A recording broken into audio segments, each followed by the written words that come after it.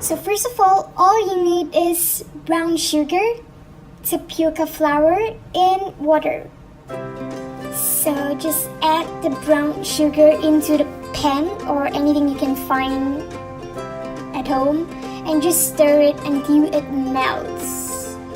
When it melts completely, you just add the tapioca flour into your brown mixture and just keep stirring it.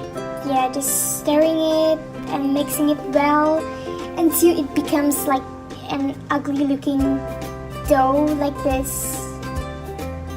Okay, so when you're done with it, like making the dough, just scoop it out and oh my god, look at this. This is so dry, but trust me, it will get better if you add water so that it won't be this dry. Oh man. Okay, so just keep on, let's move on. Just keep on slicing them into small pieces so that you make sure that the boba are in the same size, like almost the same size. Yep, and you roll it up. And yeah, it doesn't look that bad, right? So now you start boiling it. All you need to do is just put some water and wait for them to float onto the surface. Like when they're floating on the surface means that they're boiled. So just wait around 15 minutes for them to boil. And when it's cooked, just scoop them out into a bowl.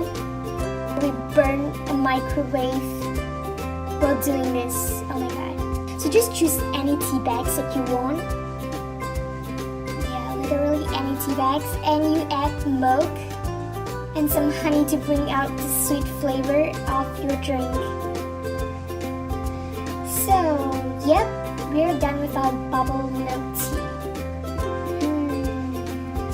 So thank you for watching our video. If you like this video or you don't like this video, just like the video and you don't have to subscribe. Yeah, that's all. Thank you for watching. Bye. It's so hard.